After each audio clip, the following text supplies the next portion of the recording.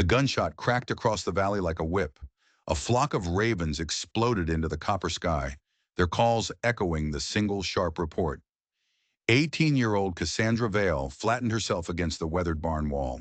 Her heart wasn't just beating, it was trying to punch its way out of her chest. She clutched a leather satchel like it was the only thing keeping her anchored to the world. And maybe it was. Inside that satchel were documents, papers that could give her a future, or papers that could get her killed in the next 5 minutes. Just 3 days ago, she was an orphan slinging whiskey at the Murphy Saloon in Tombstone. A nobody. Tonight, she was the rightful owner of the biggest cattle ranch in Coos County, and the man who stole it was coming to bury the secret. He was coming to bury her. The dust from the approaching riders settled in the twilight, thick and suffocating.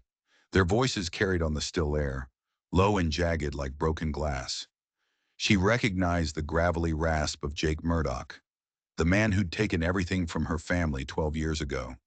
The man who'd told the world her father died from a fall, a simple, tragic accident. "She's here," Murdoch growled to his men, his voice closer now. Way too close. "Horse tracks lead right to this place. Search every damn building." Cassandra's fingers trembled as they traced the edge of the will inside her satchel. The real will. The one that proved her father, Samuel Vale, never sold a single acre to Jake Murdoch. He hadn't sold the ranch. He'd been murdered for it. The deed was a forgery. Her father's death was an execution, and she was holding the proof.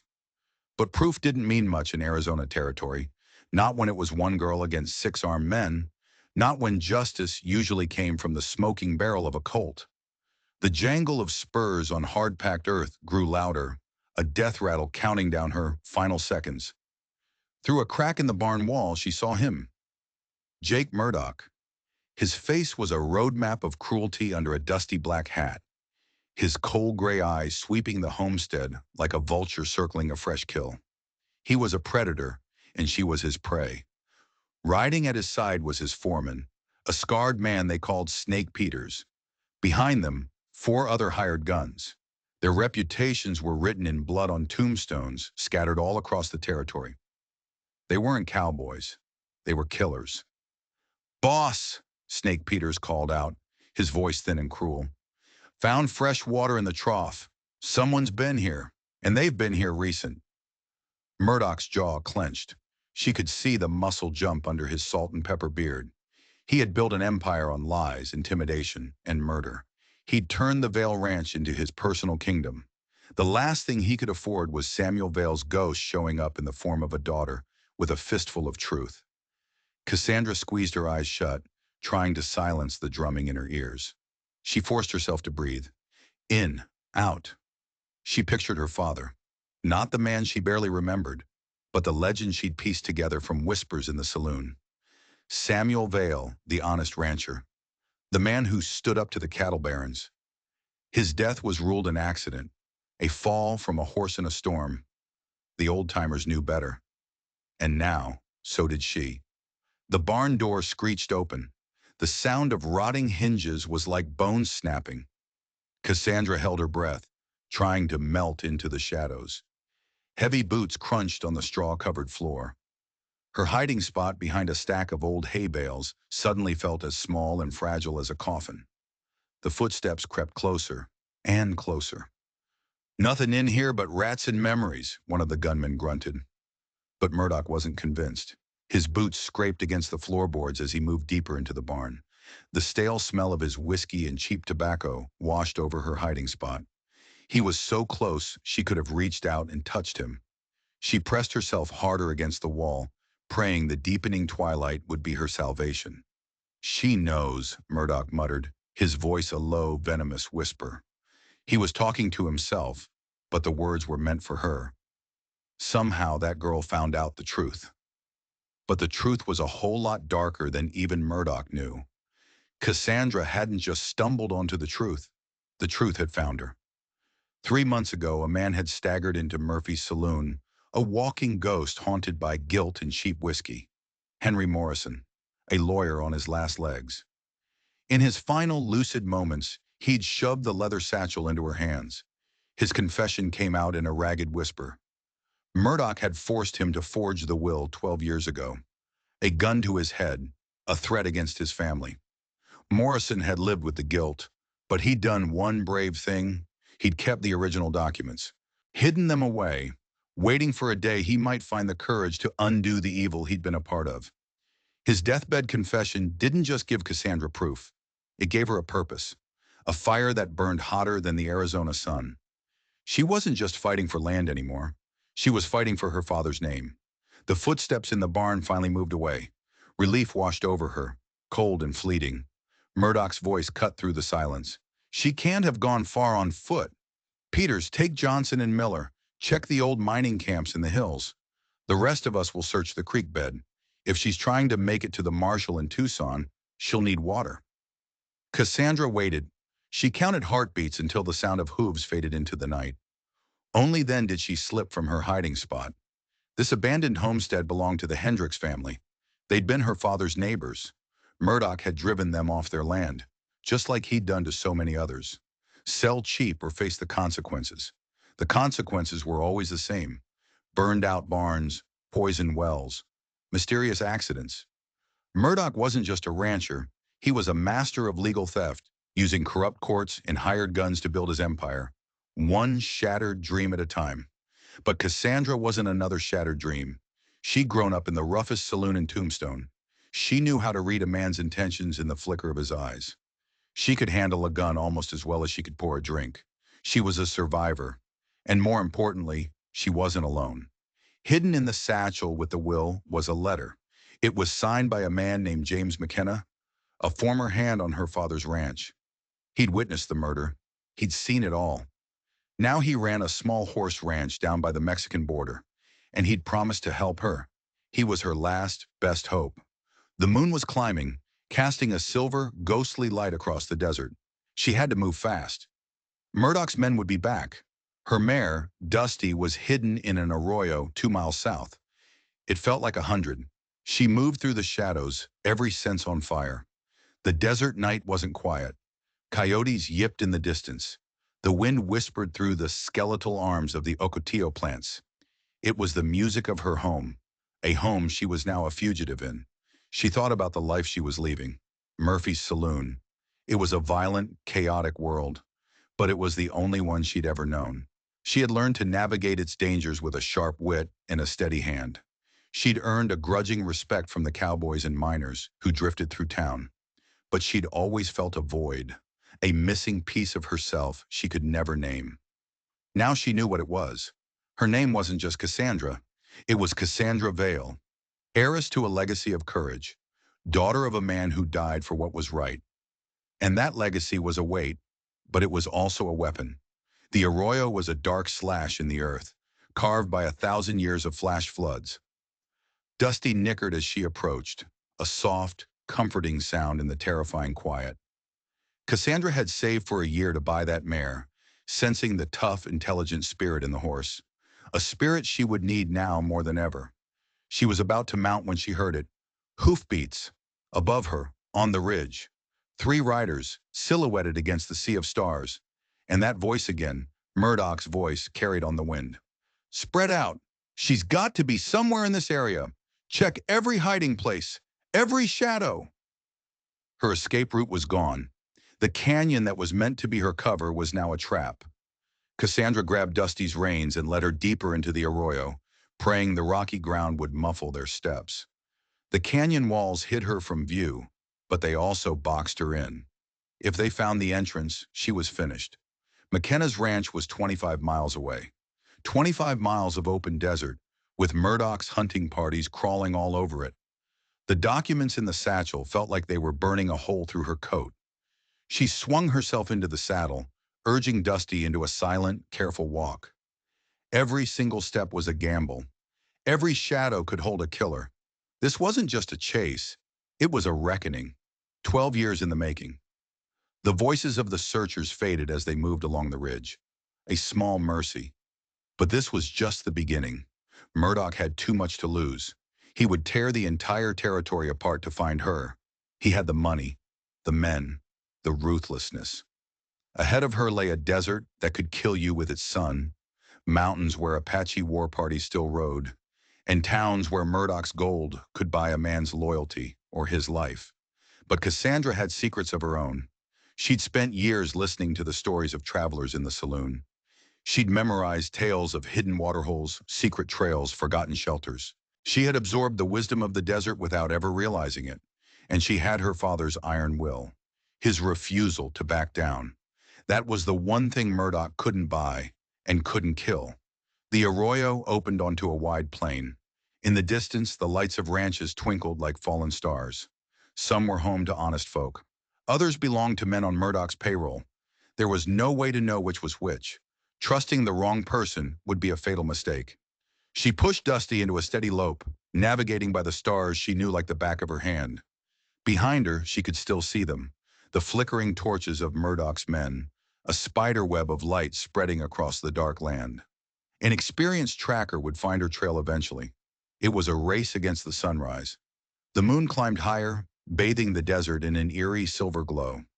It was beautiful, but tonight the beauty was sharp, and it had teeth.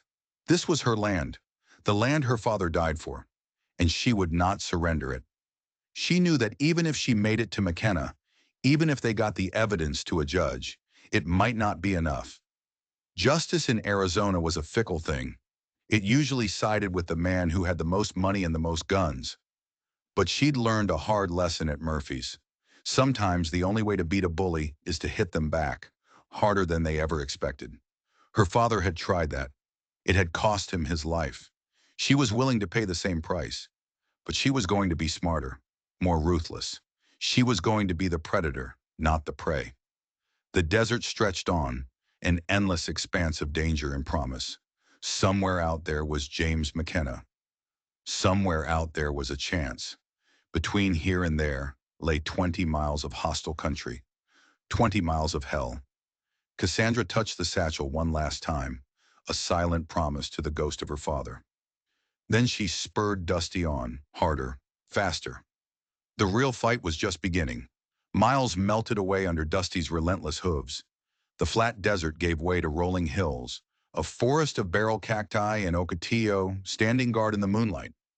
Cassandra stuck to the low ground, using the natural folds of the earth to hide her passage. The night was alive with the sounds of the desert, the yip of a distant coyote, the rustle of a kangaroo rat, the haunting hoot of a great horned owl. These sounds were the lullaby of her childhood. But tonight, they were drowned out by a far more sinister noise, the faint, intermittent thunder of hoofbeats. Murdoch wasn't just sending out a few search parties. He had raised a small army. He'd called in every favor, hired every gun. The bounty on her head must be a fortune. As Dusty navigated a rocky slope, Cassandra saw it, a campfire, tucked away in a sheltered canyon about a mile east. Her first instinct was to run. A campfire could mean bandits, or worse, another one of Murdoch's patrols. But she paused. Something was different about this camp. The fire was small, almost invisible. The horses weren't just tied up. They were picketed with military precision, ready to ride at a moment's notice. This wasn't a camp of drifters. This was the camp of a professional. She pulled out the old spyglass she'd taken from Murphy's pawn shelf. Two figures sat by the fire. One was a tall man in a worn cavalry jacket. The other was smaller, slighter. A woman, maybe. It was hard to tell. Every nerve screamed at her to keep riding, to get to McKenna.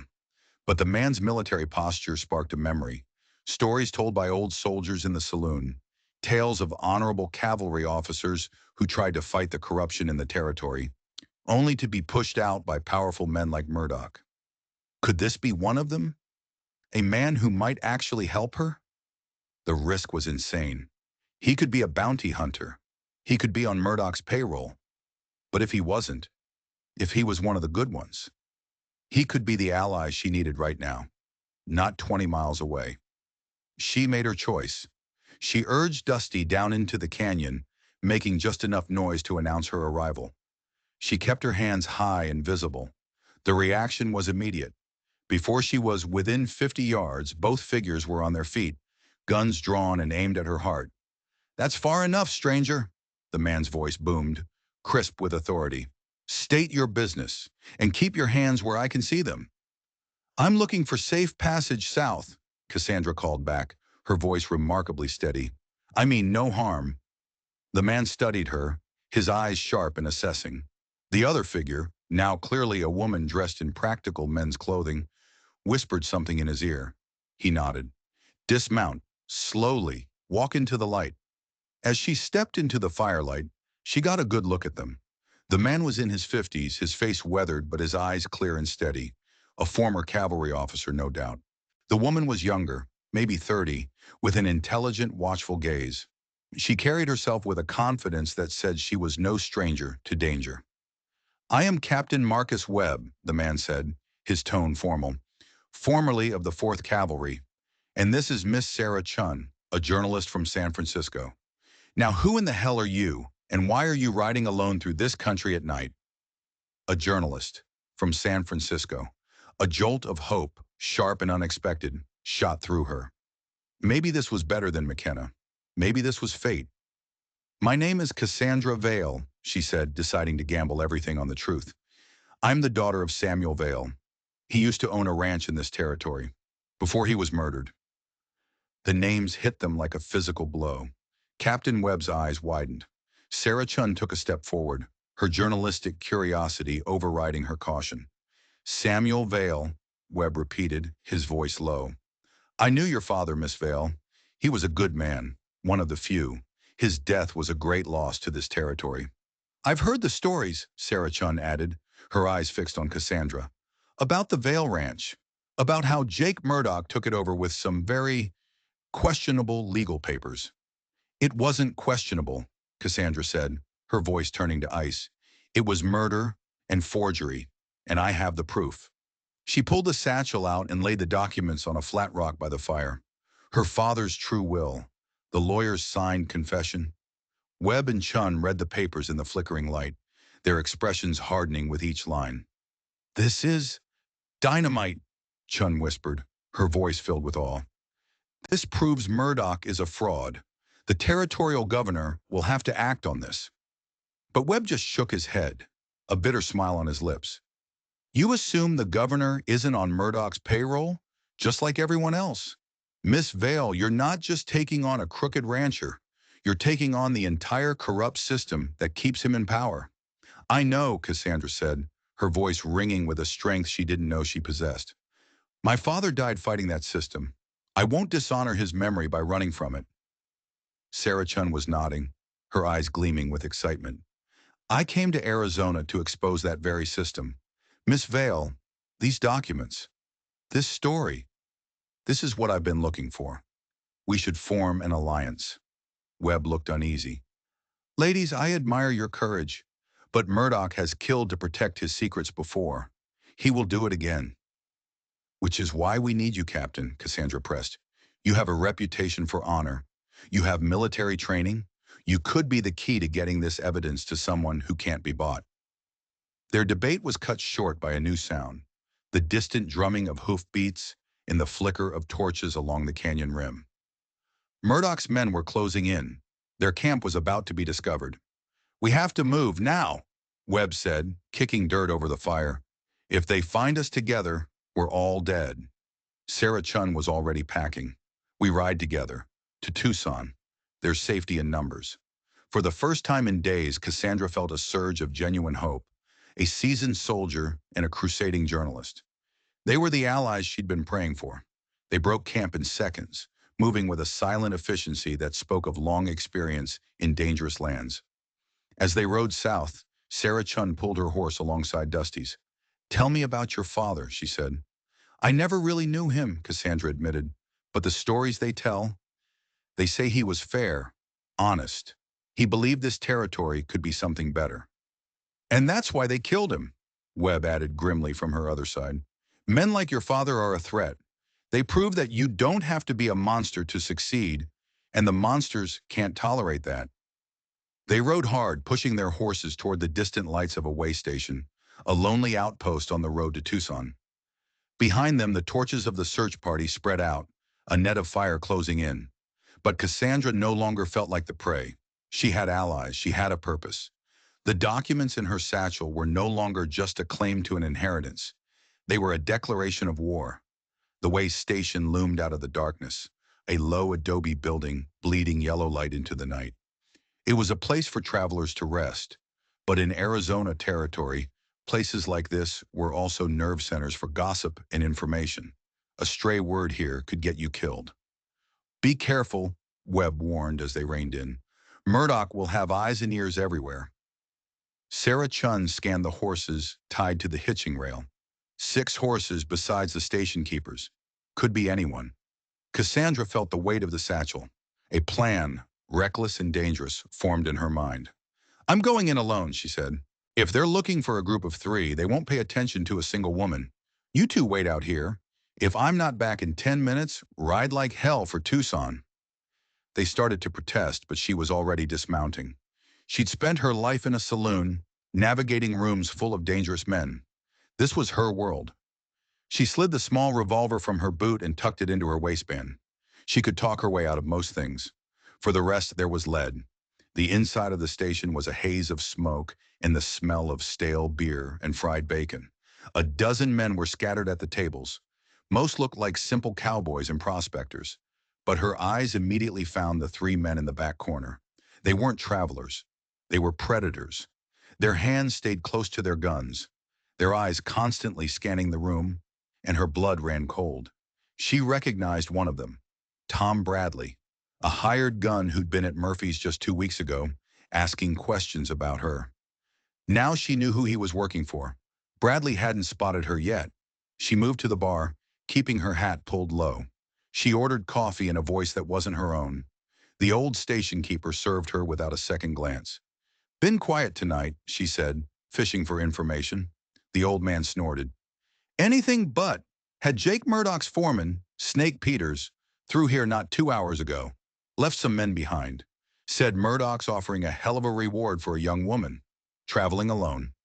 So Peters was ahead of them, setting traps. The net was tightening, and then it happened. Bradley looked up. His eyes met hers across the smoky room. A flicker of recognition. A slow, cruel smile spread across his face. His hand drifted down, casually, toward the butt of his pistol. Well, I'll be, Bradley said, his voice loud enough for the whole room to hear. Look what the desert wind blew in. The station went dead silent. Every eye turned to her. The air crackled with tension. She knew she had seconds, maybe less.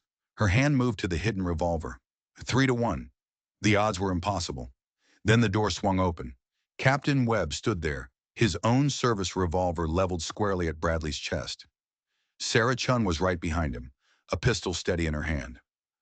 I'd advise against any sudden movements, gentlemen, Webb said, his voice as calm and cold as a winter morning. Bradley's face contorted with fury, but he wasn't stupid. He was outgunned and outmaneuvered. He slowly raised his hands. This ain't over, he snarled at Cassandra. You can't run from Murdoch forever. Maybe not, Cassandra replied, her own voice steady as a rock. But I can run long enough to see him hang. They backed out of the station, guns trained on the men, and scrambled onto their horses. As they galloped away into the darkness, Sarah Chun shouted over the pounding hooves, That was a good plan, but now they know exactly where we are. Webb nodded grimly. They'll send word ahead. The main road is a death trap. We have to go cross-country. Now. A fierce, wild joy surged through Cassandra. She wasn't just running anymore. She was fighting, and she was winning. The documents were a weapon, and she was finally learning how to use them. The desert ahead was more dangerous than ever, but for the first time she believed they might actually make it. Behind them, the lights of the way station disappeared, but the memory of Bradley's threat hung in the air, a promise of the violence to come. Dawn found them in the Dragoon Mountains, a raw, crimson slash across the sky. They had ridden through the night, abandoning the roads for treacherous Apache trails. The horses were lathered and trembling with exhaustion. Their canteens were nearly empty, and somewhere behind them, Snake Peters and his hunters were closing in. They found a narrow canyon with a trickle of water and let the horses drink. They were only 15 miles from Tucson, but it might as well have been 1,000. Peters will have every approach to the city watched, Webb said, studying his compass. We need a new plan. Sarah Chun was looking at the documents again. We have to get these to Judge Harrison.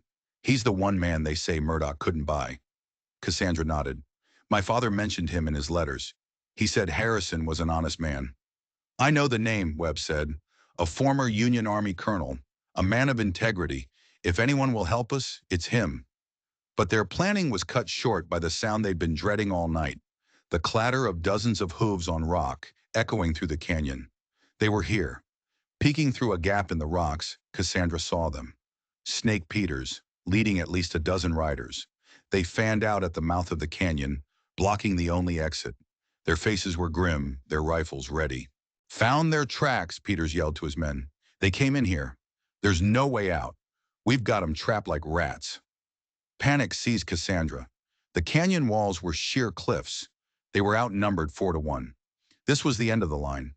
But Captain Webb was already moving, his military training taking over. Chun, take the horses. Follow the creek bed upstream.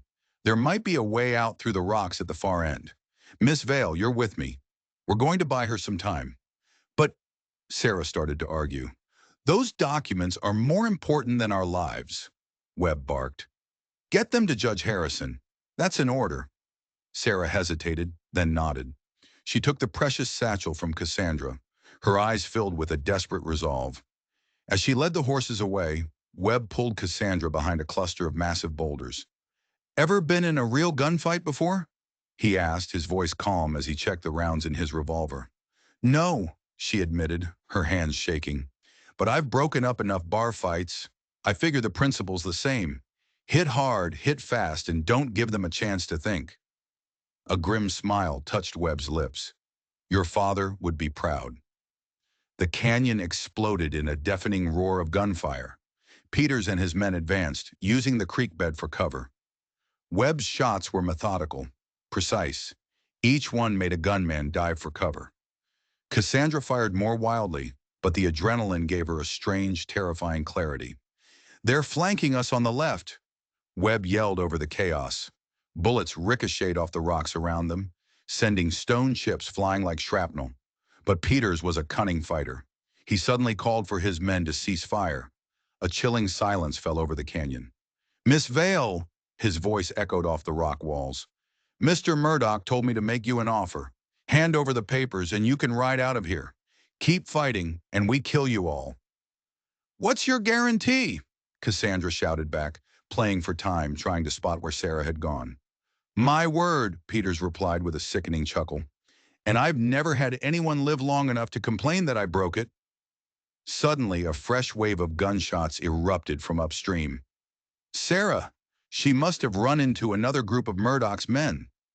A wave of despair crashed over Cassandra. They had failed. Sarah was captured or dead. The documents were lost. But Webb was scanning the canyon walls. There, he said, pointing to a narrow ledge, 30 feet up the sheer rock face. If we can get up there, we can hold them off for hours. The climb was a nightmare. They scrambled up the rock, bullets whining past their heads.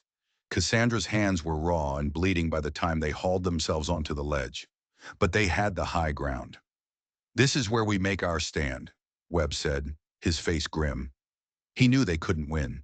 They could only choose how they died. But Cassandra refused to give up. Her eyes scanned the canyon, searching for any hope, any advantage. And then she saw it. High on the canyon wall above the creek bed, a dark stain, the high water mark from a flash flood. And just upstream, where Sarah had disappeared, a natural dam of logs and debris held back a large pool of water from the spring snowmelt. Captain, she said, her voice urgent, what if we could trigger a flood? Webb saw it instantly. If they could break that dam, a wall of water would surge through the canyon, wiping out Peters and his entire crew. It's suicide, he said flatly. Someone would have to get to that dam under heavy fire and plant a charge. Then I'll do it, Cassandra said, her voice ringing with fierce determination. This is my fight. Before Webb could answer, a new sound echoed through the canyon. More hoofbeats. But these were coming from the other end, from the direction of Tucson. At their head rode Sarah Chun, alive, her face bruised but triumphant. And behind her rode a full troop of United States cavalry. A man in a lieutenant colonel's uniform rode forward. "This is Lieutenant Colonel Davis of the 6th Cavalry," his voice boomed. "By order of Judge Harrison and the territorial government, you men are under arrest for conspiracy and murder. Lay down your weapons." For Snake Peters and his men, the world had just ended. One moment they were hunters, the next they were trapped animals. Some threw down their guns immediately. Peters, in a final act of defiant rage, raised his rifle to fire at Cassandra on the ledge. A single shot from Captain Webb's pistol slammed into his chest. He tumbled backward into the creek and the current washed his body away. As the cavalry rounded up the prisoners, Sarah Chun climbed up to the ledge. "I ran right into them," she said, breathless. "They were a patrol Judge Harrison sent out after I reached him. He acted the second he saw the documents. He's issued warrants for Murdoch and all his top men." The ride into Tucson was a victory parade. Crowds lined the streets, watching in stunned silence as the cavalry brought in the remnants of Murdoch's gang. The era of fear was over. At the courthouse, Judge Harrison himself was waiting. He was a stern older man with eyes that had seen the worst of humanity, but still held a flicker of faith in justice. "Miss Vale," he said, taking the satchel from her hands, "your father would be immensely proud. You haven't just reclaimed your inheritance, you have given this territory back its soul." The trial was a sensation. Sarah Chun's articles were printed in newspapers across the country, shining a national spotlight on the corruption in Arizona. The evidence was undeniable. Murdoch and his cronies were sentenced to federal prison for life. But Cassandra's real victory came a week later when she rode through the gates of the Vale Ranch for the first time. Her ranch. Thousands of acres of rolling grasslands stretched out before her, the land of her father's dreams. The main house was neglected, but it stood strong, a testament to her father's vision. Standing on that porch, looking out at the land that was now hers, she felt his presence. He had died for this place, but his daughter had lived to see his fight won. The remaining ranch hands gathered in the yard, their faces uncertain, but she had learned her father's lessons well. She offered them fair wages, honest work, and a chance to be part of building something real. "This ranch belongs to all of us now," she told them, her voice clear and strong. "We're going to run it the way my father would have wanted, with honor." As the sun set on her land, Cassandra placed Samuel Vale's will in the ranch safe. The papers had done their job. The real work was just beginning. 2 months later, James McKenna, her new foreman, joined her by the corral. He had arrived the day after the trial, a free man, his family safe. "Your father always said this land would raise the finest horses in Arizona," he said, his eyes on the horizon. "I believe he was right." The ranch was coming back to life. Captain Webb, now the head of ranch security, brought a sense of order and safety. Sarah Chun's letters from San Francisco spoke of a federal investigation that was cleaning house in the territorial government. Change was coming to Arizona. But the biggest change was in Cassandra. The scared girl who had fled into the night was gone. In her place stood a confident woman, a leader, a force to be reckoned with. She had found her home, and in doing so, she had found herself. In her father's study, she spent her evenings reading his journals. She learned about his dreams, his struggles, his unwavering belief that even in the harshest of lands, goodness could take root and grow. He was a dreamer, but he was also a fighter, just like his daughter. As the stars appeared in the vast desert sky, a sense of peace settled over her. The fight was over. Her father's legacy was safe. The Vale Ranch would stand as a symbol, proof that justice can prevail, that one person's courage can change the world. The wind whispered through the cottonwood trees her father had planted, a sound like a promise of a better future, a future she had fought for and won. If you enjoyed this story of justice in the Old West, don't forget to like this video and subscribe for more tales of the strange, dark, and mysterious.